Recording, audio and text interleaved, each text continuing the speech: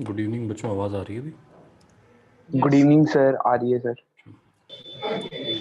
Centre of mass of a body with a uniform cavity, वो करना आ गया सबको?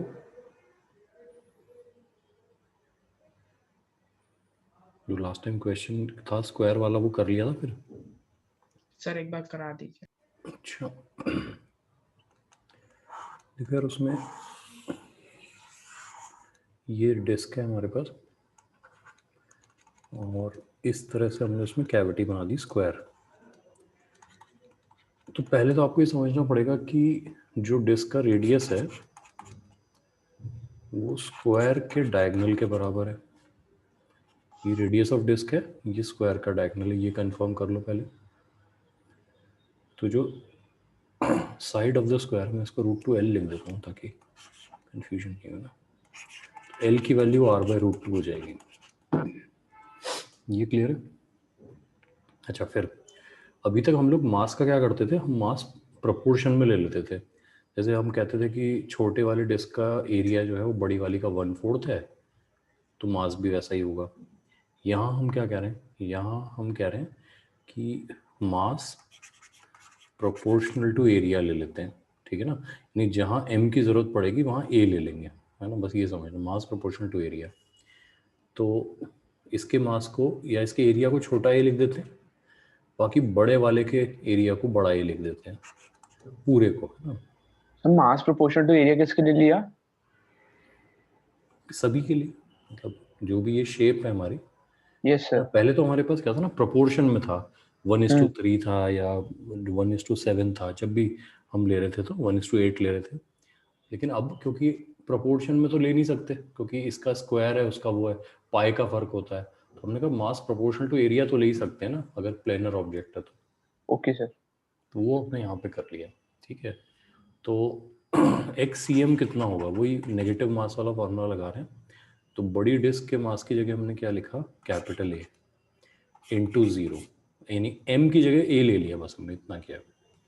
यहाँ क्या लिखा, माइनस स्मॉल a छोटा एरिया इनटू इसका सेंटर ऑफ मास कहाँ पे है, r/2 पे, अपॉन कितना, capital A minus small a, है ना। मास की जगह ले लिया, देख लो। अच्छा, बड़ा एरिया है कितना, बड़ा एरिया या छोटा एरिया कितना लिखें, छोटा एरिया हमारा है l², ये देख सकते हो l²। तो यहाँ पर कितना आ जाएगा, r²/2 ये आ जाएगा, into r/2 with negative sign. नीचे क्या आ जाएगा, बड़ा एरिया कितना है, πr², πr², माइनस फिर से यही वाला पार्ट कितना, r²/2, ठीक है ना। अब r² गायब कर दोगे आप, तो ऊपर क्या बचा हमारे पास, r/2 है, r/4,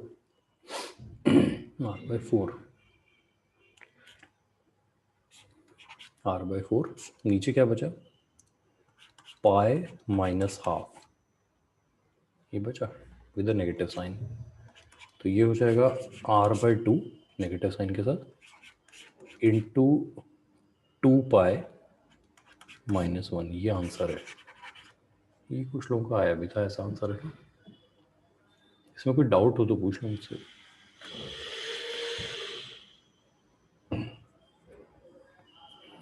तो जब हम सर्कल को सर्कल से, स्फेयर को स्फेयर से कंपेयर कर रहे थे, तब भी हम यही कर रहे थे, मास प्रोपोर्शनल टू एरिया या मास प्रोपोर्शनल टू वॉल्यूम। लेकिन वहाँ पे एक डायरेक्ट रिलेशन था हमारे पास, कोई शेप सेम था। यहाँ पे शेप सेम नहीं है, तो हमने प्रोपोर्शनैलिटी यूज़ की है, मास प्रोपोर्शनल टू एरिया। तो जो फार्मूला होता है एक CM का, उसमें हमने मास की जगह जहाँ जहाँ मास आना था वहाँ पे एरिया लिख दिया। क्लियर है बात?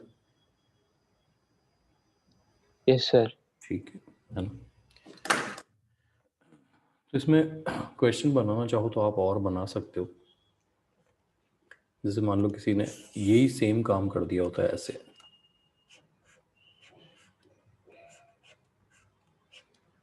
इस तरह की 2 कैविटी बना दी होती। इन 2 कैविटी की खूबी क्या है कंपेयर टू द डिस्क, बता सकते हो मुझे?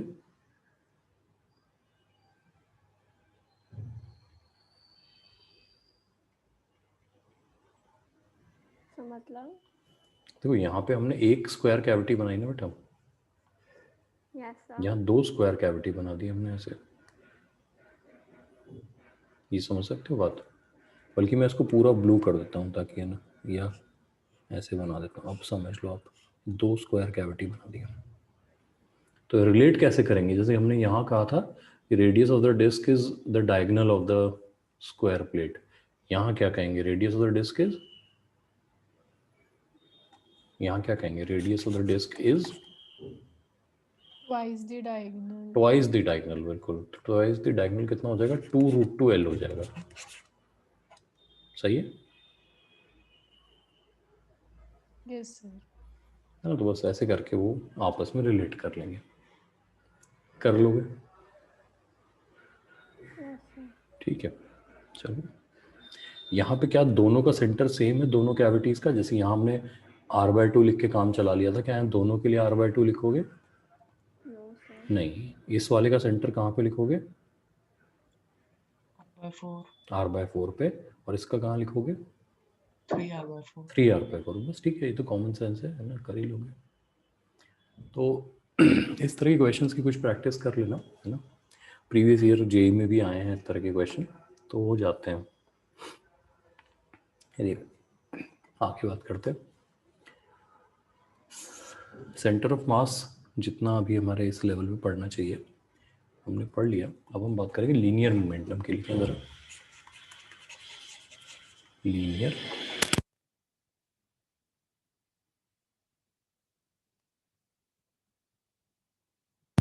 मोमेंटम, तो एक्चुअल टॉपिक जो है वो है linear momentum and conservation principal.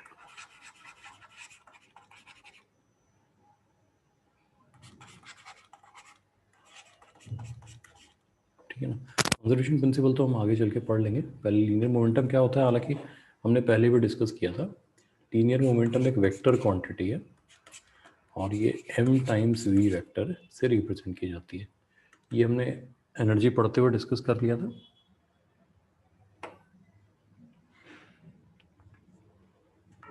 Yes sir. ठीक है, अब न्यूटन सेकंड लॉ में आपको याद दिलाता हूँ, उसमें हम लोग लिखते थे F यानी एक्सटर्नल फोर्स, मैं कोई वेक्टर साइन नहीं लगा रहा हूँ बट हमेशा इमेजिन करें there is a vector sign here, है ना, F इक्वल टू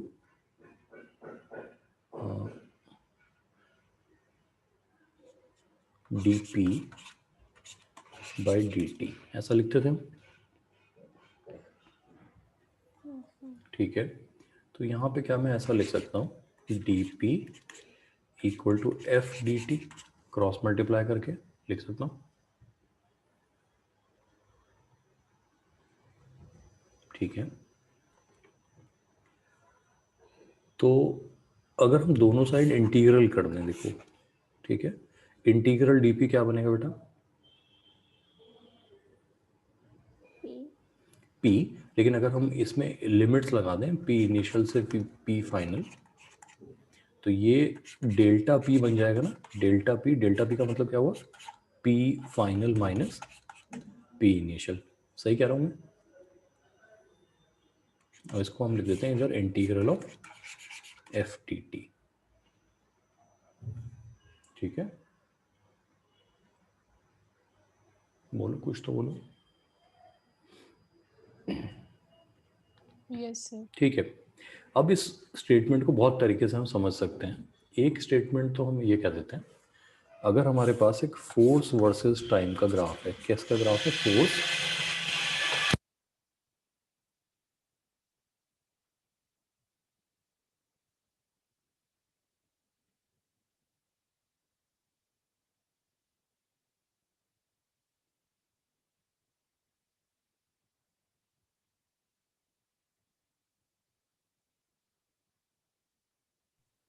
ये ग्राफ देखना फोर्स वर्सेस टाइम का,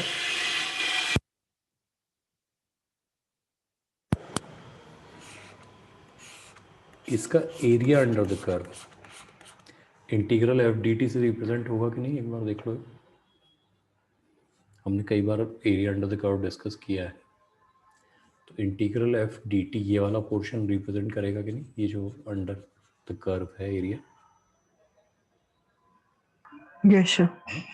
और अभी अभी हमने इक्वेशन में देखा है इंटीग्रल एफ डी टी किसके बराबर है, डेल्टा पी के। तो क्या मैं ऐसा कह सकता हूँ कि this is delta P,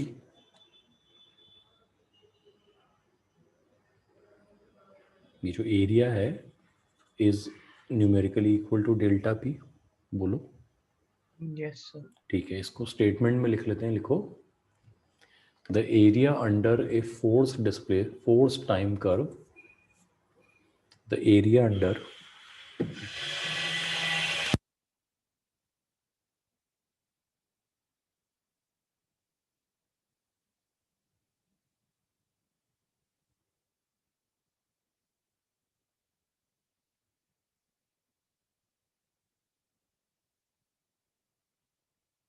the area under a force time curve F dash T लिख लेना उसको, है ना,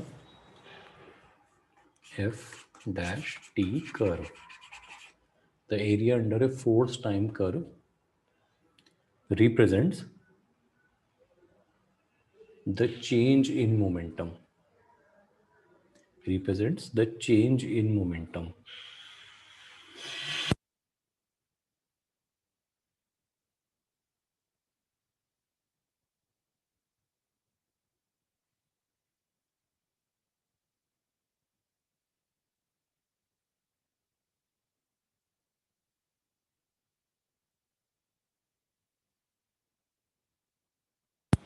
लिख लिया सबने?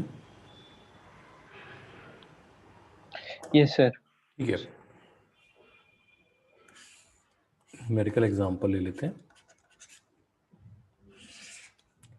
लेट्स से फोर्स जो कि न्यूटन में है और टाइम जो कि सेकंड में है का एक कर्व दिया हुआ है, ये यहाँ ऐसे लिख देते हैं।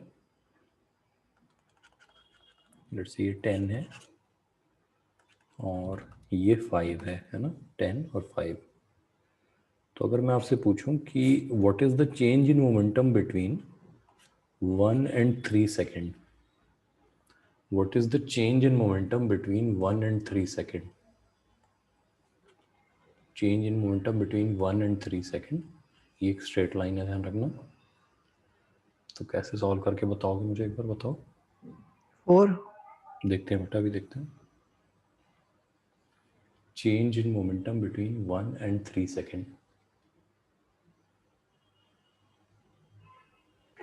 Sir, answer is 8 क्या? अभी देख लेते हैं बेटा।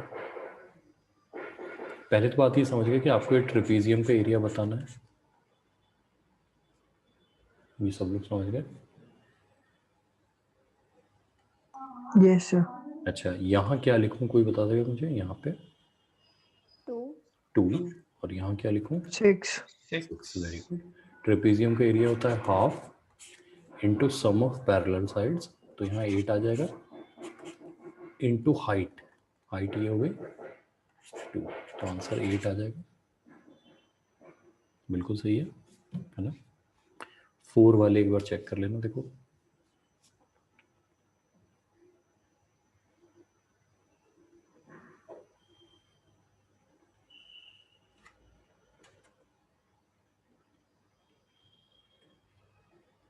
समझ गए बात? Yes, sir. अच्छा, एरिया में एक बात हमेशा ध्यान रखना कि बहुत सारे एरिया कैलकुलेट करने को जो भी आते हैं, वो अब जो डायरेक्ट सॉल्व करने को आएंगे वो तो ऑब्वियसली स्ट्रेट लाइन बेस्ड ही होंगे। तो एरिया ऐसा भी मिल सकता है सॉल्व करने को हमें, एरिया ऐसा भी मिल सकता है सॉल्व करने को, है ना। इनफैक्ट एरिया हमें सॉल्व करने को ऐसा भी मिल सकता है। तो जब ऐसा हो कि हमारे पास फोर्स टाइम कर्व में कुछ एरिया टाइम एक्सिस के ऊपर आ रहा हो और कुछ एरिया टाइम एक्सिस के नीचे आ रहा हो, तो इन दोनों में क्या फ़र्क होगा बेटा? माइनस करेंगे। माइनस करेंगे, बिल्कुल ठीक है ना। तो इसका मतलब ये जो होगा ये होगा positive change in momentum, positive change in momentum, ठीक है ना। और ये वाला एरिया क्या रिप्रेजेंट करेगा? Negative change in momentum. Negative change in momentum. कोई मुझे समझा सकता है पॉजिटिव चेंज और नेगेटिव चेंज में फ़र्क क्या है? पॉजिटिव चेंज का मतलब क्या हुआ? मोमेंटम एक वेक्टर क्वांटिटी है, तो पॉजिटिव चेंज का मतलब क्या हुआ? Final velocity will be more, मतलब इस केस में। अच्छा, क्या ये 100% गारंटी से कह सकते हो बेटा कि फाइनल वेलोसिटी ज़्यादा? चलो मैं वेलोसिटी पे बाद में आऊँगा, मैं पहले मोमेंटम की बात कह देता हूँ। क्या पॉजिटिव चेंज का मतलब है मोमेंटम बढ़ेगा ही बढ़ेगा, और क्या नेगेटिव चेंज का मतलब है मोमेंटम घटेगा ही घटेगा? Can we guarantee this? Yes sir. पक्का? थोड़ा मैथमेटिकली सोच लो। सर इसमें पॉजिटिव कम हो रहा है ना? नहीं, बात पॉजिटिव कम होने की नहीं है, जो मैं पॉइंट कह रहा हूँ वो समझो। पॉजिटिव चेंज का मतलब क्या बढ़ना होता है, और नेगेटिव चेंज का मतलब क्या घटना होता है, ऐसा कहेंगे क्या?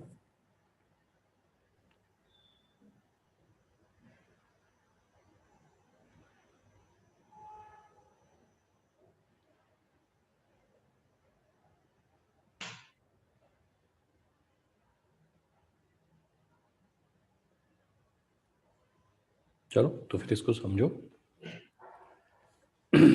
पॉजिटिव चेंज इन मोमेंटम का मतलब समझना। सर ध्यान फोर्स देना। बढ़ता है, मतलब हाँ, क्या करो बेटा? फोर्स जो है वो ऐड होता है, मतलब बढ़ता है। नहीं, फोर्स की बात नहीं बेटा, फोर्स की बात नहीं। इसको ऐसे समझो, मोमेंटम की जो मैं बात कर रहा हूँ कि अगर आपका इनिशियल मोमेंटम ऑलरेडी पॉजिटिव है ना? पॉजिटिव तो ऑब्वियसली एक डायरेक्शन डिपेंडेंट क्वांटिटी होती है ना। मान लो हमने जो असाइन किया है पॉजिटिव, उसी को पॉजिटिव कह रहे हैं। जैसे टुवर्ड्स आई कैप को पॉजिटिव कह देते हैं, ठीक है ना?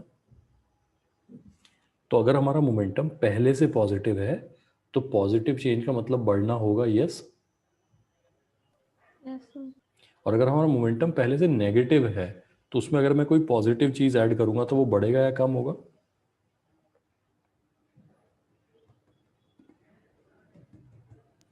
कम होगा। कम होगा, ठीक है ना? इसी तरीके से नेगेटिव चेंज है। अगर आपका मोमेंटम पहले से पॉजिटिव है तो नेगेटिव चेंज होगा तो कम हो जाएगा।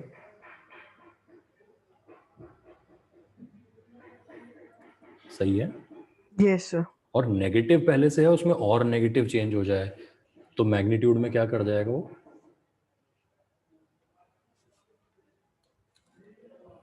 बोलो भाई। इंक्रीज। इंक्रीज कर जाएगा। तो ये बात समझ में आ रही है ना? ठीक है। तो अगर पी हमारा जो पी इनिशियल जो है हमारा, लेट से 5 यूनिट्स आई कैप के अलोंग है, और डेल्टा पी हमारा 3 यूनिट्स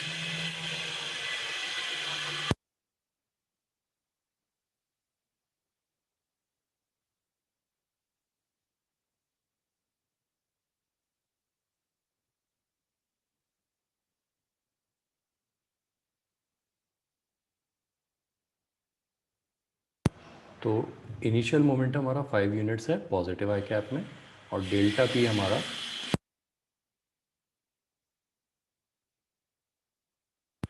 3 यूनिट्स है नेगेटिव आई कैप के अलोंग। तो ये पॉजिटिव है या नेगेटिव है, ये बताओ? पॉजिटिव या नेगेटिव?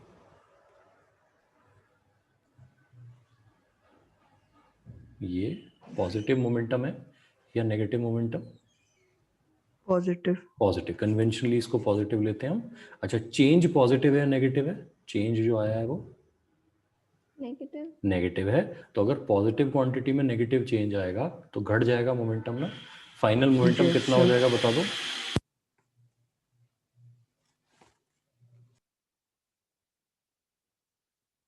पी फाइनल बताओ कितना हो जाएगा? 2. 2 आई कैप हो जाएगा। सही है ना?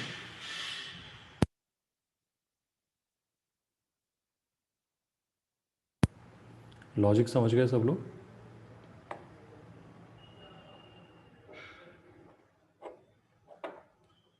चलो ठीक है, मान लेते हैं। तो एक तो एरिया रिलेटेड बात हम लोग ये समझ गए, है ना? मैं वापस से एक बार लिख देता हूँ। डेल्टा पी वेक्टर है वैसे तो, ये integral of F vector D T होता है, ठीक है ना? अब यही जो integral F vector D T है, इसको हम एक और नाम से जानते हैं, जिसको हम कहते हैं इम्पल्स। इम्पल्स, ठीक है ना? अब इम्पल्स क्या होता है, इसको हम जे वेक्टर से डिनोट करते हैं। मैकेनिक्स में, है ना, बट फिलहाल ध्यान देते हैं इम्पल्स होता क्या है। ठीक है, तो लिखो, एक डेफिनेशन लिखो।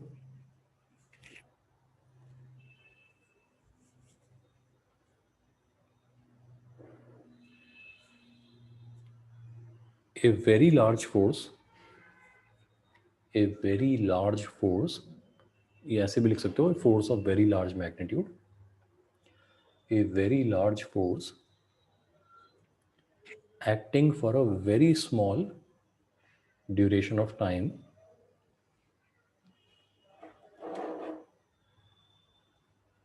acting for a very small duration of time is known as an impulsive force. Impulsive force.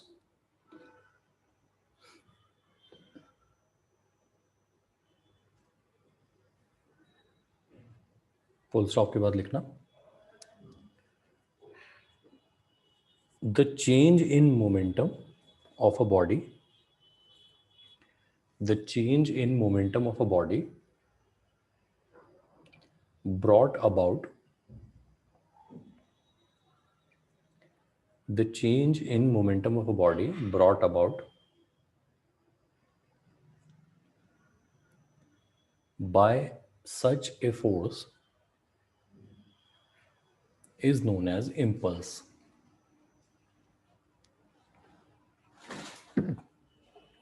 Is known as impulse.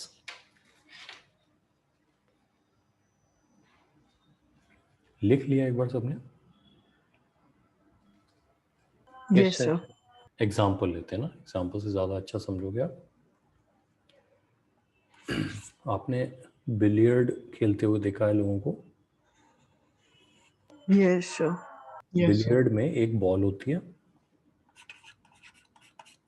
और उसे हिट करने के लिए एक क्यू होता है, क्यू एक डंडा होता है। Yes sir. Yes sir. ये जो क्यू होता है ये बॉल को बहुत फास्ट हिट करता है। Yes sir. ठीक है ना? देखो, आपने लोगों को हॉकी खेलते हुए भी देखा होगा। हॉकी खेलते हुए जैसे मान लो ये हॉकी स्टिक है और ये बॉल है ना, ये गोल्फ स्टिक लग रहा है बट मान लेते हैं, ठीक है। उसमें आपने देखा है लोग जब बॉल को लेकर चल रहे होते हैं तो बस इसको इसके साथ टच करा देते हैं और ये आगे चलाते रहते हैं, इसको आगे चलाते रहते हैं, हिट नहीं कर रहे हैं, टच करा के रखा हुआ है बस। तो ये तो हुआ रेगुलर फोर्स लगाना, रेगुलर फोर्स, जहाँ पे फोर्स लगा के इसको चलाए जा रहे हैं, चलाए जा रहे हैं, चलाए जा रहे हैं। ठीक है ना? यहाँ क्या किया, हिट किया और कांटेक्ट हटा लिया। ऐसी फोर्स को हम लोग कैसी फोर्स कहेंगे? Impulsive force. Impulsive force. ठीक है ना? जो लग के हट जाए, बहुत बड़े अमाउंट की फोर्स हो, लार्ज मैग्नीट्यूड की फोर्स जो लगे और हट जाए in a very short duration of time, ऐसी फोर्स को हम लोग क्या कहेंगे? Impulsive force.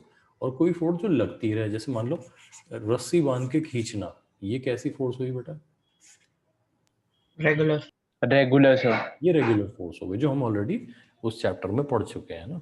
लेकिन इम्पल्सिव फोर्सेस क्या होती हैं? जिनका duration of contact with the body क्या होता है? बहुत स्मॉल होता है। ठीक है, मैग्नीट्यूड बहुत लार्ज होता है। तो जब रेगुलर फोर्सेस लगती हैं किसी बॉडी पे तो वो क्या प्रोवाइड करती हैं?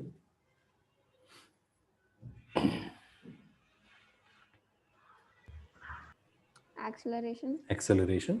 एक्सेलरेशन से वेलोसिटी चेंज होती है यस सर। और वेलोसिटी चेंज होने से मोमेंटम चेंज होता है। सही बात है? Yes sir. ठीक है, तो रेगुलर फोर्सेस भी एक तरीके से हम कह सकते हैं मोमेंटम में चेंज लेकर आती हैं, लेकिन वो change over a large period of time आता है। सही बात है? Yes sir.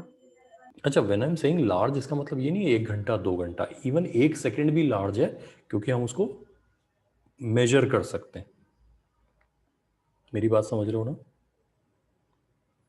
Yes sir. हाँ, लेकिन जो इम्पल्सिव फोर्सेस हैं वो इतने शॉर्ट ड्यूरेशन में लगती हैं, उस ड्यूरेशन को हम नहीं कर सकते कैलकुलेट, है ना, या कर भी लें तो वो बहुत शॉर्ट ड्यूरेशन निकल कर आएगा, ये बात समझ में आ जाएगी, फ्रैक्शन ऑफ अ सेकेंड होगा, ये बात समझ जाओगे। Yes sir. हाँ, तो यहाँ से एक इम्पॉर्टेंट बात आपको ये समझनी है कि किसी बॉडी का मोमेंटम दो तरीके से चेंज किया जा सकता है। एक है रेगुलर फोर्स लगाएं for a finite interval of time, सही है,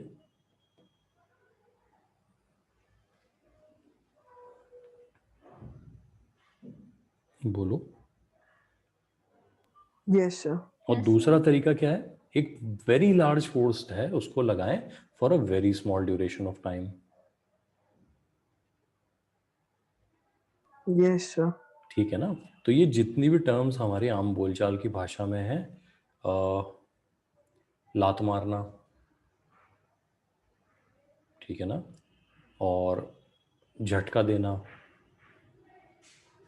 ठीक है, इन सारी चीज़ों को हम लोग किस कैटेगरी में डालेंगे, Impulsive. इम्पल्सिव फोर्स वाली कैटेगरी में डालेंगे। बाकी जो हमारे रेगुलर फोर्सेस हैं उनसे हम फेमिलियर हैं पहले से, ठीक है जी।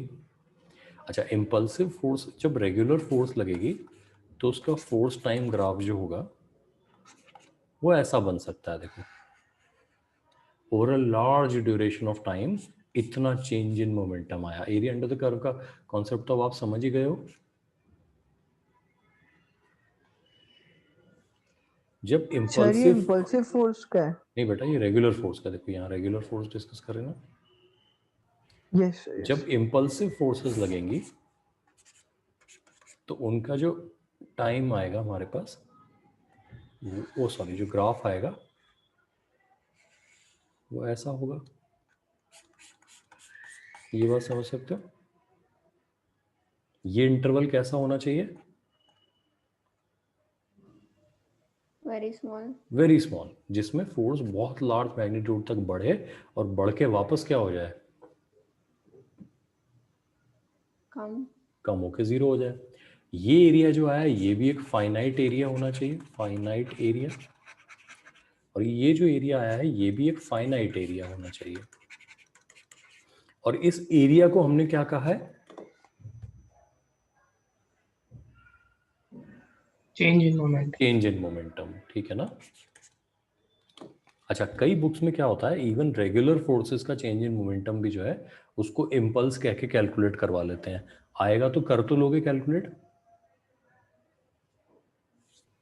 Yes, sir. हाँ, बट लेकिन इम्पल्स की एक्चुअल डेफिनेशन क्या है वो बात समझ गए ना, कि एक ऐसा चेंज इन मोमेंटम जिसे कौन लेकर आया है,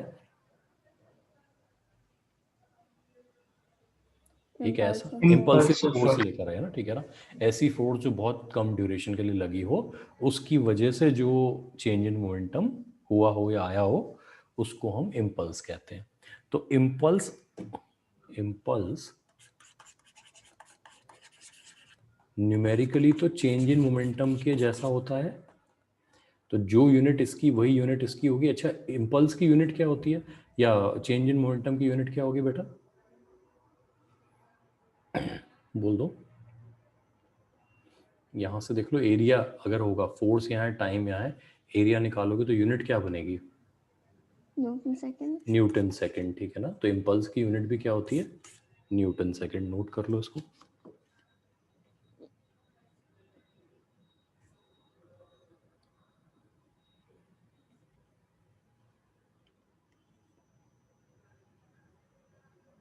कर लिया सर।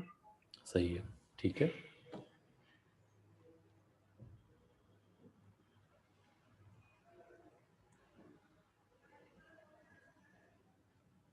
इम्पल्स के कुछ एग्जांपल ले लेते हैं। बचपन में शायद ये एग्जांपल फोर्स पढ़ाते हुए दिया जाता था कि अगर क्रिकेट बॉल को कैच करना हो तो आपने देखा है कि जो क्रिकेटर्स होते हैं वो, जैसे मान लो कि ये उनका हाथ है और इस पे बॉल आई, ऐसे बॉल आके लगी, तो अपने हाथ को बॉल के डायरेक्शन में मूव करते हैं। यानी अगर बॉल इधर से आ रही है तो कैच पकड़ने के बाद उनका हाथ पीछे जा रहा होगा। अगर उसने हाथ ऐसे रखा हुआ है, बॉल ऊपर से आ रही है, तो वो बॉल को कैच करने के बाद हाथ को नीचे ले जाएगा। ऐसा क्यों करते हैं, यानी ऐसा क्यों नहीं करते कि मान लो बॉल सामने से आ रही है और आपने हाथ जाके बॉल पे मारा, ऐसे ऐसे करके पकड़ लिया, बॉल को ऐसे झपट्टा मार के पकड़ लिया। ये करने में और ये करने में क्या डिफरेंस है? सर इम्पल्स बहुत ज्यादा होगा तो चोट लग जाएगी। ज़्यादा क्यों होगा बेटा, पहले तो ये बताओ। बिल्कुल सही कह रहे हो आप कि इस टाइम बहुत कम होगा ना, मतलब Time कांटेक्ट होगा। में। देखो यहाँ पे क्या होगा, जो आपका time of contact with the ball होगा वो कम हो जाएगा, तो उससे जो इम्पल्स है वो बढ़ जाएगा। ठीक है ना भाई? इम्पल्स क्या कर रहा है यहाँ पे, देखो एक्शन रिएक्शन समझ रहे हो? आपके हाथ ने जो बॉल पे इम्पल्स लगाया, उसने बॉल के मोमेंटम को क्या कर दिया, बॉल के मोमेंटम को क्या कर दिया, डिक्रीज कर दिया, यानी चलती बॉल को रोक दिया। ये बात समझ रहे हो ना? तो हाथ ने बॉल पे इम्पल्स लगाया, अब एक्शन रिएक्शन समझो, बॉल भी हाथ पे उतना ही इम्पल्स ऑपोजिट डायरेक्शन में लगाएगी कि नहीं?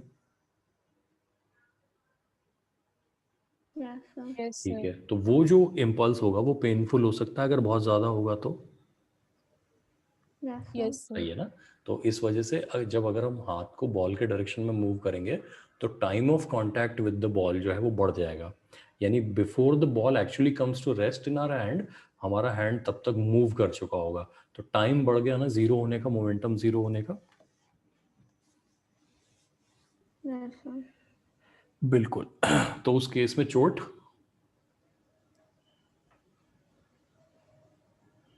उस केस में चोट कम लगेगी या कम नहीं लगेगी। लगेगी? ठीक है जी। बॉडी आर्मर के बारे में कुछ जानते हो? Yes sir. Bullet proof waste कहते हैं जिसे, हाँ यस सर। है ना? आपने फिल्मों में देखा होगा या हो सकता है सर पबजी में देखा है। पबजी में देखा है। अच्छा, यस सर। हाँ सर, पबजी से तो बहुत ज़्यादा साइंस नहीं पता लगती है। अच्छा, Yes. बॉडी आर्मर किस चीज़ का बना होता है? बॉडी आर्मर की ज़रूरत क्यों है, पहले ये बात समझ सकते हो ना? यस कि सर। अगर आप एक्चुअल लड़ाई में जाओ तो वहाँ आपके ऊपर सामने वाला क्या फायर करता है? बुलेट्स। हाँ, है ना, हम उनको प्रोजेक्टाइल्स कह देते हैं। अब इन प्रोजेक्टाइल्स में बुलेट्स भी होती हैं और फ्रैगमेंट्स भी होते हैं। फ्रैगमेंट किस चीज़ के होंगे बेटा? पबजी से ही ले लो, वो नेट बेट। हाँ नेड्स होते हैं ना, ग्रेनेड्स होते हैं, ग्रेनेड्स। ग्रेनेड्स है ना, नेड्स कहते हैं जिनको। तो जो ग्रेनेड्स हुए उनके तो फ्रैगमेंट्स होंगे, उड़ते हुए आएंगे आपकी तरफ, और बुलेट्स तो जो होती हैं वो बुलेट्स आप जानते ही हो, ठीक है ना? तो ये जो प्रोजेक्टाइल्स होते हैं इनके पास क्या होता है, बहुत लार्ज मोमेंटम होता है, समझ सकते हो ना? That Yes. Momentum is sir. Not due to their mass but due to their high velocity. ये क्लियर है बात? But anyway they have a large momentum. Clear बात? Yes sir. अब बॉडी आर्मर जो होता है वो आपको इनसे सेफ्टी प्रोवाइड करने के लिए होता है। अच्छा, अब बॉडी आर्मर में एक बहुत कॉमन बॉडी आर्मर है जिसको केवलार कहते हैं, ये आपको गेम्स में बहुत मिल जाएगा। और एक होती हैं जिनको हम स्टील प्लेट्स कहते हैं, स्टील प्लेट्स, है ना? इसके अलावा भी होता है कार्बन फाइबर रीइंफोर्स भी होता है, बट वो उतने डिटेल में हम लोग नहीं जा रहे हैं, ठीक है ना? कार्बन फाइबर महंगा पड़ता है इसलिए बहुत सारी आर्मीज अवॉइड करती हैं उसको, है ना? देश अफोर्ड नहीं कर सकते अपने सोल्जर्स के लिए। तो हम इन दोनों में डिफरेंस बात करते हैं। ये जो केवलार होता है ना, ये बिल्कुल ऐसा होता है जैसे आपने वो साइकिल के टायर की ट्यूब देखी है सबने? Yes sir. Yes, sir. Cycle का टायर ही देखा है सबने ना? साइकिल के टायर को अंदर से देखा है कभी, कैसी उसकी टेक्सचर होता है? हाँ सर। साइकिल का टायर पतली। जो रबर का टायर होता है उसका अंदर से टेक्सचर सबने देखा है ना? उसमें ऐसे लाइन लाइन लाइन सी बनी होती हैं ऐसे, अंदर में हाथ लगा के देखोगे तो फीलिंग आएगी आपको जैसे इस तरह की सरफेस बनी होगी उसमें, Yes, sir. ना? तो बिल्कुल इसी तरह का केवलार भी जो होता है ऊपर से रबर जैसा दिखता है देखने में, और इतना थिक होता है करीब, मान लो ये एक्चुअल थिकनेस मैं आपको बता रहा हूँ, कि जो केवलार की एक्चुअल थिकनेस होगी वो इस तरह की थिकनेस का एक मटेरियल होता है। इसको क्या करते हैं वो जैसे नॉर्मल जो आपका वेस्ट होता है, जैकेट होता है, उस शेप में बना देते हैं और सोल्जर्स को पहन लेते हैं। ये बहुत ही लाइट वेट होता है, लाइट वेट होता है, इसका वेट बहुत ही कम होगा, नॉर्मल आपकी क्लोथिंग जो है उसके जितना ही वेट लगभग लगभग बन के आएगा। स्टील प्लेट्स ऑब्वियसली स्टील होती हैं, तो ये क्या होती हैं, ये थिक होती हैं, मतलब ये up to an inch, 1/4 inch कहते हैं वैसे तो इसको, है ना, तो 1 इंच तक जा सकती हैं, बट हम 1/4 इंच वाली प्लेट ले लेते हैं, ठीक है ना। 1/4 इंच प्लेट जो है इंच का 1/4 समझ लो, ठीक है ना, तो यहाँ तक करीब आ जाएगा। इतनी मोटी स्टील की प्लेट होती है जो, है ना, आमने सामने, मतलब एक सामने एक पीछे की तरफ पहन ली जाती है। इसमें डिसएडवांटेज क्या होगा स्टील की बनी हुई, तो ये हैवी हैवी होंगे। होगी। हैवी हो जाएंगे, बहुत हैवी हो जाएंगे, तो इसको कैरी करके आपकी स्पीड कम हो जाएगी, है ना, क्योंकि इसको पहन के चलना मुश्किल होगा। इसमें आपकी मैन्यूवरेबिलिटी जो है वो बनी रहेगी, लाइट वेट है। अच्छा, अब इन दोनों की वर्किंग कैसे है वो समझते हैं। तो जैसे मान लो कि ये जो केवलार वेस्ट आप पहन के चल रहे हो, इस पे एक बुलेट आकर स्ट्राइक करती है, और हम मान लेते हैं ये बुलेट इसके कैलिब्रेशन रेंज में है, यानी कि इसको पार नहीं कर सकती। कुछ जिन बुलेट्स को ये रोक सकता है वही आप पे फायर की गई है। तो जैसे ही ये बुलेट इसको आकर स्ट्राइक करेगी, क्या होगा, ये केवलार जो है ये सॉफ्ट मटेरियल होता है, ये क्या करेगा, उसकी एनर्जी को, जैसे आपने पानी में पत्थर फेंकते हुए देखा होगा लोगों को ना, यस सर, वो पानी में हाँ, पत्थर फेंकते हैं तो क्या होता है, अगर मतलब अपनी स्पीड ज्यादा रही तो वो ऊपर हाँ, ही ऊपर चलते वो रहता है थोड़ी पानी दूर। पानी की सरफेस थोड़ी सी ऐसे नीचे की तरफ दब जाती है, यस सर। और यहाँ रिपल्स क्रिएट हो जाते हैं, ऐसे देखें आपने रिपल्स, हाँ yes sir, Yes, yes sir, बिल्कुल। यस जैसे ये सर। बुलेट केवलार पे आके टकराती है ना, तो केवलार की सरफेस भी इस तरीके से थोड़ी सी नीचे की तरफ बेंड हो जाती है, और इस तरह के एनर्जी रिपल्स जो है वो क्रिएट हो जाते हैं, ये समझ रहे हो ना, ठीक है। और ये एनर्जी डिसिपेट होके एक तरीके से, आपने सोचो कि जैसे एक पत्थर किसी ने आप पे फेंका, और आपने एक बड़ी सी जाली ले रखी है, वो जो तितली पकड़ने वाली जाली होती है ना, यस सर। किसी ने आप पे पत्थर फेंका और आपने वो तितली पकड़ने वाली जाली जो होती है इस तरह की, वो नेट के अंदर उस पत्थर को ट्रैप कर लिया। एज लॉन्ग एज आपकी जाली मजबूत है, वो पत्थर इसमें ट्रैप हो जाएगा कि नहीं। Yes sir. yes बस sir. उसी तरीके से ही क्या करती है, इस बुलेट को ट्रैप कर लेती है। प्रॉब्लम यहाँ पे क्या है, बस वो समझना कि ये सारी बुलेट्स को ये ट्रैप नहीं कर सकती है ना। Most of the rifle bullet जो होती हैं वो इसे क्रॉस कर जाती हैं, यानी अगर स्मॉल आर्म्स फायर हो रहा है आपके ऊपर 9mm 45 है ना, ये ACP, ये सारी बुलेट कोई आप पे चला रहा है जो हैंड गन से निकलती हैं, पिस्टल से, रिवॉल्वर से, तो ये आपको बचा लेगी। लेकिन किसी ने आपके ऊपर AK-47 चला दी तो आपका काम तमाम। तमाम हो जाएगा, ठीक है जी। सर ये 9mm और 45 आपको कहाँ से पता चले? साइंस है बेटा, साइंस है ना।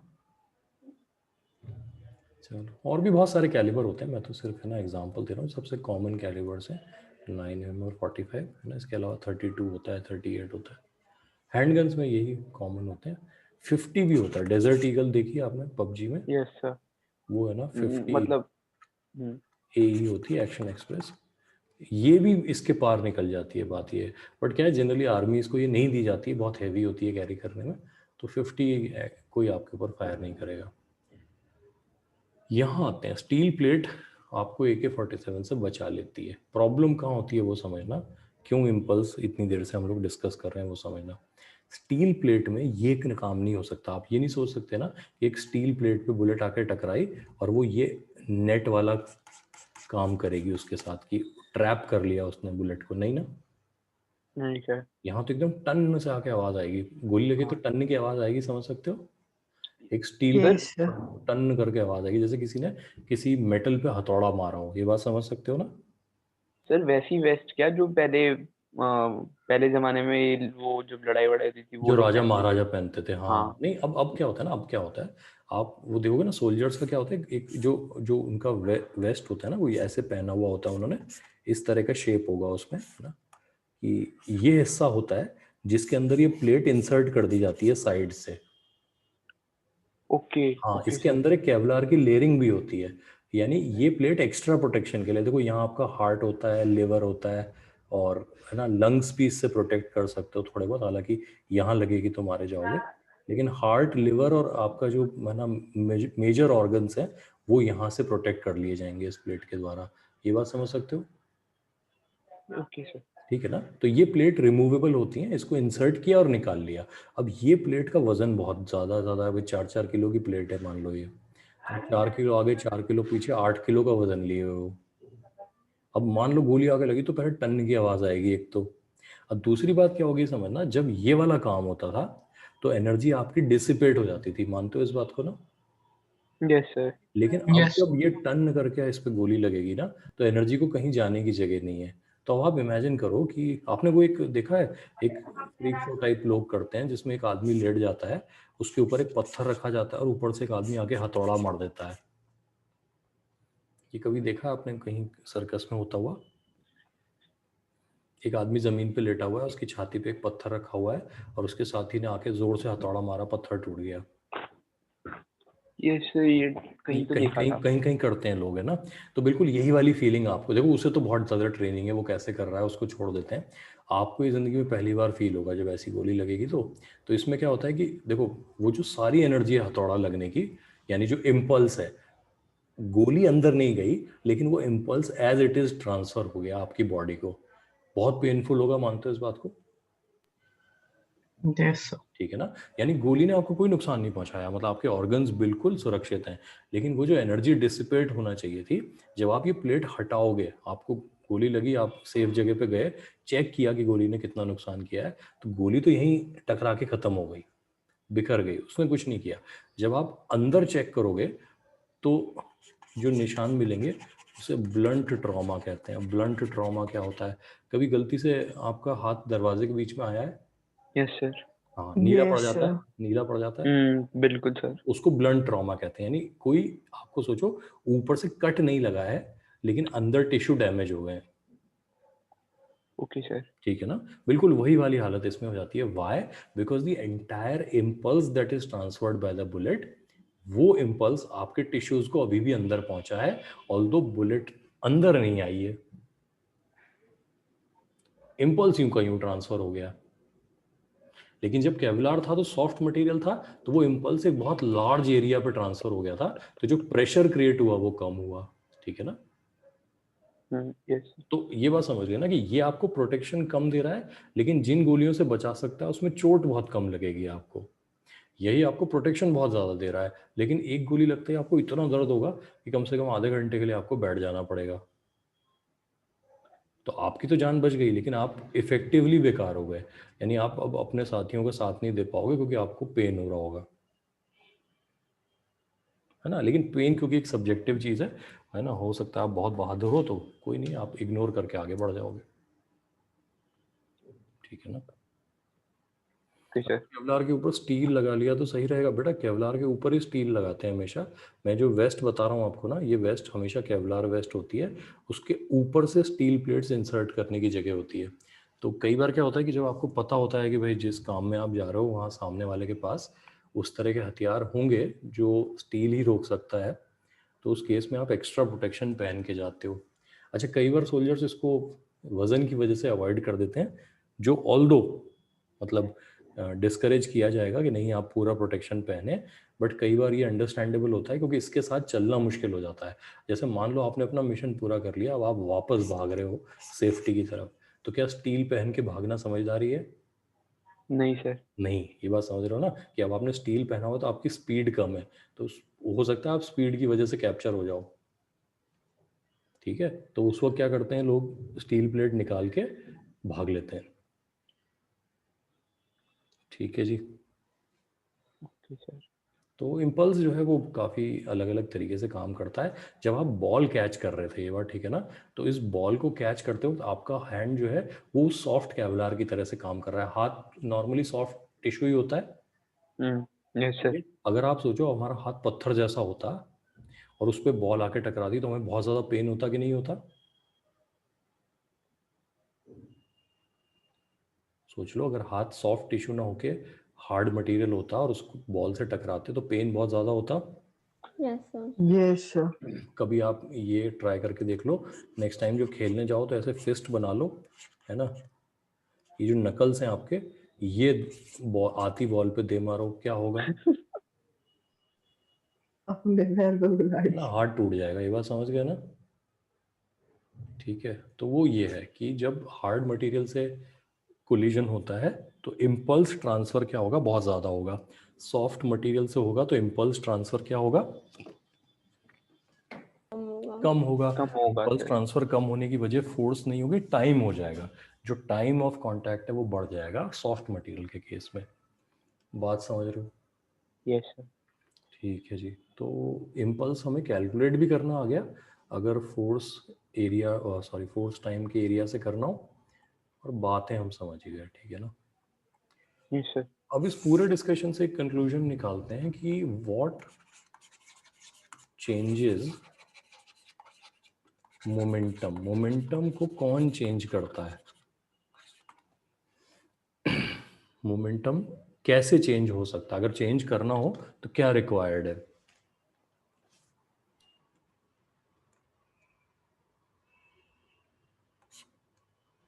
मोमेंटम चेंज करना हो तो क्या रिक्वायर्ड है, फोर्स वेलोसिटी। नहीं, Force. बट वेलोसिटी तो मतलब मोमेंटम का ही पार्ट है ना। चेंज करने के लिए क्या चाहिए, तो हम कह देते हैं दो चीजें, उससे काम चल जाएगा।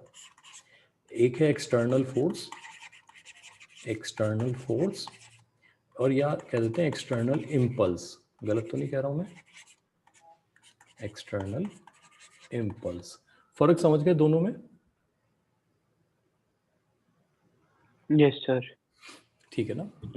अगर एक बॉडी पे एक रेगुलर अमाउंट की फोर्स लगाओ for a finite amount of time, तो भी उसका मोमेंटम चेंज हो जाएगा। Yes yes sir. ना? और अगर एक बॉडी पे एक एक्सटर्नल इम्पल्स लगाओ तो वो इंस्टेंटेनियसली उसका मोमेंटम चेंज कर देगा। तो मोमेंटम चेंज करने के लिए एक्सटर्नली क्या मिल जाना चाहिए, फोर्स या इम्पल्स। क्लियर है बात? हाँ यस सर। ठीक है। तो अब अगर हम कहें कि किसी बॉडी के ऊपर, यहाँ हमें कहते हैं let's imagine A system of particles, है ना। एक सिस्टम ऑफ पार्टिकल्स इमेजिन करते हैं। एक सिस्टम में मिनिमम कितने पार्टिकल होने चाहिए बेटा?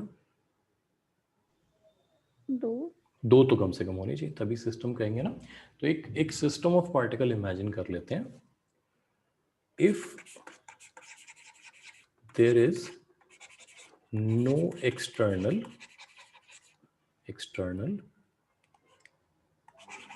फोर्स और इम्पल्स, अगर उस सिस्टम पे कोई एक्सटर्नल फोर्स या इम्पल्स नहीं है तो कंक्लूड करो क्या होगा। उसका नो मोमेंटम चेंज मोमेंटम होगा। चेंज। हाँ, द लीनियर मोमेंटम पूरा साफ साफ लिखना, पता नहीं इसमें राइटिंग क्यों ठीक नहीं आ रही है। The linear momentum of the system shall remain conserved, है ना।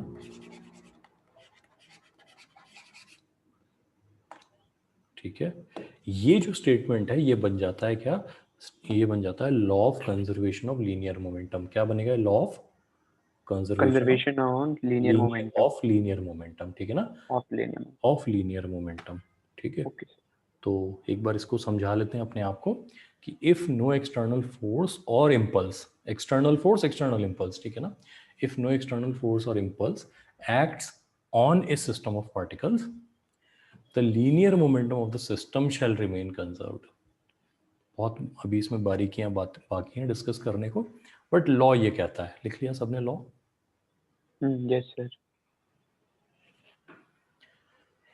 देखो, हमने कहा कि सिस्टम का लीनियर मोमेंटम कंजर्व्ड रहेगा, हमने ये तो नहीं कहा पार्टिकल्स का रहेगा। नहीं सर। कहीं नहीं कहा, है ना। जैसे मान लो कि हमने कहा ना सिस्टम में दो पार्टिकल हैं ए और बी, ठीक है, इनका अपना एक लीनियर मोमेंटम है, उसको हम कह देते हैं इनिशियल लीनियर मोमेंटम। मान लेते हैं अभी रुके हुए हैं, ठीक है। इनिशियल लीनियर मोमेंटम कितना हुआ अगर रुके हुए हैं तो? 0। जीरो है जीरो। ना। एग्जाम्पल के लिए मैं कह देता हूं, इमेजिन करो दो एस्ट्रोनॉट्स हैं इन आउटर स्पेस, ठीक है।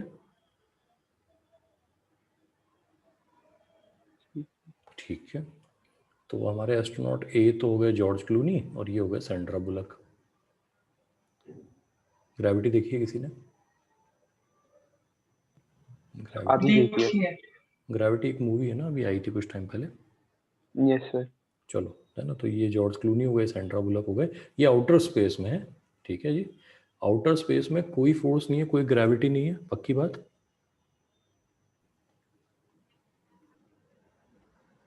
ठीक है जी। yes yes sir. Sir momentum कितना है सिस्टम का? क्लूनी बुलक सिस्टम का मोमेंटम कितना है अभी? 0 0 है, ठीक है। किसी बात को लेके जॉर्ज क्लूनी सैंड्रा बुलक में झगड़ा हुआ, सैंड्रा बुलक ने जॉर्ज क्लूनी को लात मार दी। जॉर्ज क्लूनी कहाँ जाएंगे? लात खा के, लात के डायरेक्शन में जाएंगे। यस सर ये सही बात है ना, तो ये जा रहे हैं जॉर्ज क्लूनी, जॉर्ज क्लूनी जा रहे हैं इधर। अच्छा, अब मुझे बताओ, इनिशियल मोमेंटम सिस्टम का 0 था, कोई एक्सटर्नल फोर्स नहीं लगा। भाई अगर सैंड्रा बुलक ने जॉर्ज क्लूनी को लात मारी है तो उतना ही फोर्स उसे वापस लगा होगा। हम ये तो नहीं कहेंगे जॉर्ज क्लूनी वापस लात मारेगा, नहीं, बट एक्शन रिएक्शन तो समझते हो। Yes sir. हाँ, तो इसका मतलब अब क्लूनी को मोमेंटम किधर मिल गया? लेफ्ट की तरफ। नेट मोमेंटम रखना है 0, तो बुलक किधर जाएंगी? right राइट राइट की तरफ जाएंगे, ये बात ठीक है ना। तो आउटर स्पेस में ये आपको हमेशा ध्यान रखना पड़ेगा कि आप किसी को रैंडमली लात नहीं मार सकते, उसका असर भी झेलना पड़ेगा। अगर आपने लात मारी किसी को लेफ्ट की तरफ तो आपको किधर जाना पड़ेगा? right राइट की राइट तरफ। जितना मोमेंटम इसका होगा इधर, उतना ही मोमेंटम इसका होगा इधर। मानते हो इस बात को?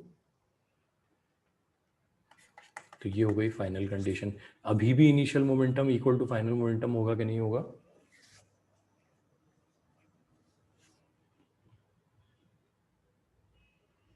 बोलो। Yes sir. yes ठीक sir. है। अच्छा, इसका मतलब ये हुआ, अगर आप इस स्थिति में नहीं पढ़ना चाहते कि आप आउटर स्पेस में किसी को लात मारें और आप भी मूव कर जाएं, तो आपको क्या इंश्योर करना पड़ेगा? सर कि एक्सटर्नल फोर्स काम कर रहा है। नहीं बेटा, एक्सटर्नल फोर्स तो लग ही नहीं सकता ना आउटर स्पेस में। आउटर स्पेस में लात मारने का तरीका बताओ क्या होगा कि अपने को नुकसान ना हो। हमने भाई, वो तो चला गया, वो तो खो जाएगा जाकर आउटर स्पेस में, वो तो निकल पड़ा है, उसे रोकने वाला कोई नहीं है। जॉर्ज क्लूनी खत्म हो गए, सैंड्रा बुलक अपने आप को कैसे बचाएंगी? सर हमारे पीछे मतलब हमें हम्म, सपोर्ट सपोर्ट चाहिए होगा, बिल्कुल, है ना। कोई मैसिव ऑब्जेक्ट हो यस जिसके सर। साथ आप सपोर्ट ले पाए, ये बात ठीक है ना, है ना। अपने आप यस को सर समहाउ हुक कर लिया आपने किसी मैसिव ऑब्जेक्ट के साथ, तो वो जो इम्पल्स मिलेगा वो बहुत ज्यादा आपको हिला नहीं पाएगा। ये बात समझ गए कि नहीं? Yes sir. यस सर अच्छा, अगर हम यहाँ अपने आसपास इसको फील करना चाहते हैं मोमेंटम बीइंग कंजर्व्ड को, तो आप इमेजिन कर लो कि, मतलब बहुत अच्छा एग्जांपल तो नहीं है, बट इमेजिन कर लो एक वो जो स्केटिंग रिंक होता है ना, जहाँ आइस स्केटिंग करते हैं लोग।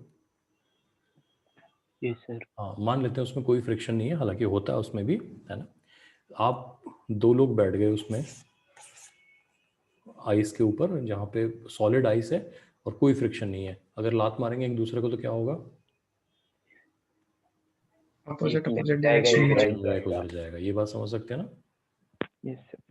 हाँ, तो ये कंजर्वेशन लीनियर मोमेंटम में समझना कि अगर एक सिस्टम ऐसा है जिसके ऊपर कोई एक्सटर्नल फोर्स नहीं लग रहा है और समहाउ, है ना, इंटरनली कुछ चेंज हो जाए, इंटरनली जो भी हो, कैसे हो? इंटरनली। इंटरनली। संभव पूछ रहे हैं कि सर स्विमिंग पूल के अंदर ये हो सकता है क्या? स्विमिंग पूल में पॉसिबल नहीं है बेटा। क्यों नहीं होगा बताओ? स्विमिंग पूल में ऐसी कौन सी फोर्स है जिसकी वजह से अगर आप स्विमिंग पूल में एक दूसरे को लाते मारो तो ये असर नहीं आएगा? विस्कस हाँ, वाटर की विस्कोसिटी। वाटर एक बहुत ही विस्कस लिक्विड होता है, वाटर का ड्रैग होगा, है ना। तो पहली बात तो पानी में लात चलाना उतना मुश्किल हो जाता है क्योंकि पानी की विस्कोसिटी बहुत होती है। ये बात समझ रहे हो ना? Yes sir. समहाउ आपने मैनेज कर भी लिया किसी को पानी में लात मारना, तो भी मतलब, है ना, उसका असर बहुत नहीं निकलेगा। ठीक है। किसी ने मिथ बस्टर्स देखा है डिस्कवरी पे?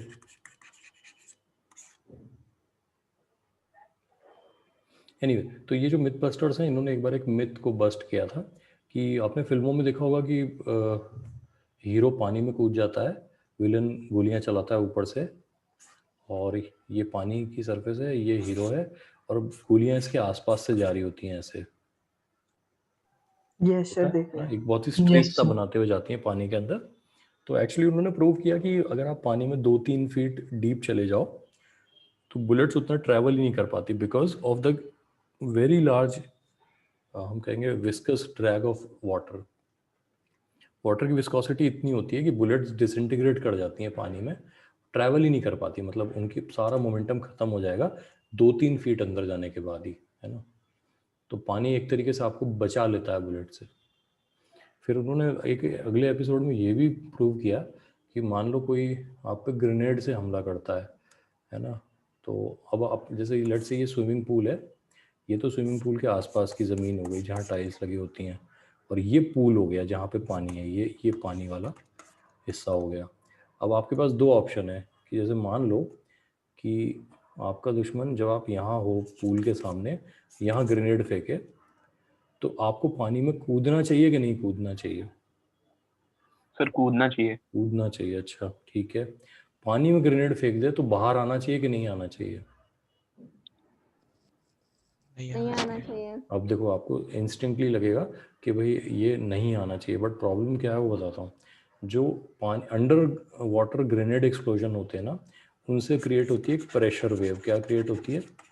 Pressure wave. Pressure wave. अब प्रेशर वेव कैसी होती है, आप इमेजिन करो कि एक ये अंडरग्राउंड, वो सॉरी अंडर वाटर डिस्कस कर रहे हैं, एक बलून ले लो आप, इस बलून के, ये बलून बांध दिया हमने पानी के बॉटम से, यहाँ पे ग्रेनेड एक्सप्लोड हुआ तो इस तरीके से एक वेव जनरेट होगी जो बलून की तरफ जाएगी। ये बलून इस वेव की वजह से इस शेप का हो जाएगा, इस शेप का। ये राउंड बलून था, ये जो वेव क्रिएट हुई उसकी वजह से बलून का शेप ये हो जाएगा। अच्छा, अब इस बलून की जगह अपना हार्ट, अपने लंग्स, अपने लिवर को इमेजिन करें। अगर कोई आपके हार्ट, लंग्स और लिवर को इस शेप का कर दे पिचका के, क्या ये आपके लिए अच्छा है? नहीं। नहीं है। वही ये कहानी ख़त्म कर देता है पानी के अंदर। तो बुलेट से बचने के लिए पानी बहुत बढ़िया जगह है, ग्रेनेड से बचने के लिए बहुत बेकार जगह है। बहुत बेकार जगह है। मतलब ये समझो कि इसमें क्या होगा कि जब लाश निकलेगी पानी से तो ऐसा लगेगा जैसे उसको एक भी इंजरी नहीं है ऊपर ऊपर से, लेकिन जब खुली अंदर से जाएगी सब अंदर कुछ से मिटा हुआ है। तो अंदर से सब कुछ खत्म होगा, सारे ऑर्गन्स जो हैं वो फट चुके होंगे, है ना। तो खतरनाक सिचुएशन हो जाएगी। साइंस जानने के अपने फायदे हैं भी, देखो, है ना। तो हम जिंदगी तो बच ये सर। हाँ हाँ, मतलब है ना, it can be life saving at times. अब सारी बातें तो हम नहीं जान सकते, बट कुछ कुछ बातें पता होना ठीक रहता यस। है ना। कभी गैस सिलेंडर में लगी हुई आग देखी है आपने? Yes sir. पक्का अपने आंखों से देखी है? नहीं सर, मतलब वैसे देखिए है। नहीं यार, ध्यान रखना। देखो कभी अगर कोई सिलेंडर दिखे आपको, सिलेंडर में बहुत प्रेशर से गैस भरी होती है, सबने गैस के सिलेंडर देखे हैं ना। Yes yes. सर। गैस के सिलेंडर होते हैं ऐसे, यहाँ हैंडल लगा होता है और यहाँ नोजल होता है। इस सिलेंडर में से ना बहुत प्रेशर से गैस निकलती है, तो अगर कभी इससे आग लग जाए तो इस तरीके से एक बड़ा सा वोल्केनो टाइप बन जाता है। वो ब्लू कलर की गैस होती है, तो यहाँ तो कुछ दिखेगा ही नहीं, यहाँ आपको आग दिख रही होगी। बहुत प्रेशर से वो ऊपर की तरफ जा रहा होगा। हाँ सर, मैंने देखा है। अब इसका इलाज क्या है? उसे बंद करना पड़ेगा। बंद कैसे? तो हाथ लगाओगे तो हाथ जल जाएगा, क्या करोगे? अब इसमें से मतलब सोचो कि वोल्केनो बना हुआ है, क्या किया जाए? तो इसका सर तरीका देखो, आग का दुश्मन कौन? पानी। अरे नहीं हमेशा आग का दुश्मन पानी नहीं होता, है ना। आग किसके भरोसे जलती है, चलो ये बताओ, आग किसके? O2. O2 oxygen. Oxygen. Basically आपको ऑक्सीजन की फिर सप्लाई काटनी है ना, इसकी ऑक्सीजन की सप्लाई जो है वो काट देनी है। तो होता क्या है कि देखो, दो बहादुर लोग मिल जाओ, है ना, एक आदमी भी कर सकता है काम, है ना, बट दो हो तो थोड़ा सेफ हो जाते हैं। एक एक बेडशीट होती है ना, चादर जो होती है, बेडशीट को गीला कर लें, गीला कर लिया, है ना। उसके बाद जैसे एक आदमी इधर से एक इधर से बेडशीट पकड़ के लाया और इसके अराउंड रैप कर दिया बस, गीली बेडशीट होगी तो क्या होगा, जल्दी रैप हो जाती है भाई, इतना ही फायदा होता है ना। तो वो जैसे ही रैप करोगे ऑक्सीजन की सप्लाई कट जाएगी बिल्कुल सर। बस, और ये बंद हो जाएगा। देखो अभी भी गैस फैल रही है, ध्यान रखना, बट ये हुआ कि आपने वो आग लगना बंद कर दी है। ठीक है जी। तो और इसके ऊपर पानी डालते तो आप कुछ नहीं कर रहे होते, कुछ भी फर्क नहीं पड़ता, इसके बाल्टी भर भर के पानी डालोगे तो कोई फायदा नहीं होगा, ठीक है ना। Yes sir. चलो कोई नहीं, हम साइंस सीखते रहेंगे, ऐसी बात नहीं है। तो फिलहाल जो पॉइंट हमने यहाँ पे सीख लिया है या अपने आप को समझाया है वो ये है कि मोमेंटम दो तरीके से चेंज होता है, या तो आप फोर्स लगाओ रेगुलर वाली या इम्पल्सिव वाली। अगर नहीं लग रही है किसी सिस्टम के ऊपर तो सिस्टम के पार्टिकल्स का मोमेंटम तो चेंज हो सकता है ड्यू टू इंटरनल फोर्सेस, लेकिन सिस्टम का ओवरऑल मोमेंटम जैसा था वैसा ही रहेगा। जीरो है तो जीरो रहेगा, राइट जा रहा था तो राइट जाता रहेगा, लेफ्ट जा रहा था तो लेफ्ट जाता रहेगा। ये बात समझ रहे हो? द मोमेंटम शैल रिमेन क्या? मोमेंटम शैल रिमेन कंजर्व्ड, है ना, कंजर्व्ड रहेगा, मतलब जैसा है वैसा रहेगा, जिसके लिए वर्ड हमने कंजर्व्ड यूज किया है, ठीक है ना, जैसा है वैसा ही रहेगा। समझ गए बात? Yes sir. तो एक काम कर लेते हैं, है ना, अगली क्लास में इसके और एग्जांपल ले लेते हैं और अलग अलग सिनेरियो में हम इसके एप्लीकेशंस को डिस्कस कर लेते हैं। मोमेंटम कंजर्वेशन के क्या क्या एप्लीकेशन हो सकते हैं। अच्छा, लेकिन अगली क्लास के लिए कल आ सकते हो क्या आप लोग? बिल्कुल सर, कोई टेंशन नहीं। सब लोग आ जाओगे? सर मैं तो अभी बुला लो, अभी आ रहा हूँ। नहीं वैसा है ना कि देखो एक काम कर लेंगे तो कल। रात में कर लें क्या, मेरा फिट जी होता है till कितनी बजे से रखें क्लास? 7:45 के बाद, मतलब कभी भी ठीक है। 7:45 के बाद, तो 9 बजे चल जाएगा, हाँ सर। है ना? Yes sir. ये कर लेना कि है ना, जो लोग आ सकते हैं ठीक है, बाकी नहीं तो मैं रिकॉर्डिंग दे दूंगा, है ना। क्या सर? अगर जो लोग अटेंड कर सकते हैं कर लें, नहीं तो रिकॉर्डिंग अवेलेबल हो ही जाएगी। सर कब की क्लास? कल जो क्लास रखेंगे हम लोग ना, सर क्योंकि इसी का कंटिन्यू उसके होगा। बाद सीधे फिर अपनी क्लास मंडे होगी, फिर उसके बाद फ्राइडे नहीं है, सैटरडे नहीं है, संडे नहीं है, ठीक है ना। सर कल कितने कंटिन्यू बजे है क्लास? 9 बजे। सुबह शाम? अरे शाम। स्कूल की हो रही है अभी क्लास क्या? हाँ सर। Yes sir. सबकी हो रही है? Yes yes sir. हाँ। Yes sir. चलो फिर तो 9 बजे रात में ही पॉसिबल है ना। डन है फिर? सर कल यही टॉपिक कंटिन्यू होगा। ये टॉपिक कंटिन्यू होगा, बिल्कुल ठीक है ना। इनफैक्ट ये टॉपिक शुरू ही कल से होगा, अभी तो हमने सिर्फ इनिशियल बकवास जो है ना वो कर ली है, ये समझना, ठीक है ना। सर तो हाँ, एक रिक्वेस्ट थी। हाँ जी बताओ। सर आप पे कुछ वो पुराने लिंक्स पड़े होंगे यूट्यूब के, पुराने चैप्टर्स के। कितने पुराने? थर्ड यार ऐसे मत बताओ, मुझे नाम से बताना थर्ड पड़ेगा। चैप्टर मैं बताता हूँ, एक सेकंड। नहीं वो था आप अपना लिस्ट बना के दे देना, जो जो मिलता जाएगा मैं आपको भेजता जाऊंगा। वेक्टर वाला। हाँ तो आप लिस्ट बना के ना टॉपिक के नाम से मुझे भेज देना, है ना, जो मिलता जाएगा मैं आपको उस पर डालता जाऊंगा, है ना। सर मंडे की भी रिकॉर्डिंग दे दीजिए। मंडे मतलब पिछली क्लास की? यस सर, 2 दिन हाँ पहले जो हुई थी। अच्छा, हाँ मैं देता हूँ यार, है ना। मैंने मांगी थी सर ने यार रिप्लाई, मैं भूल गया था, मैं ना कुछ नहीं, मैं दे देता हूँ अभी ना। इग्नोर कर दिया। ओके सर, ठीक है, थैंक यू सर। चलो ठीक है, तो कल 9 बजे फिर डन है ना। Okay yes sir, sir. Done. Thank you. Thank you sir. Thank you sir. Thank you sir.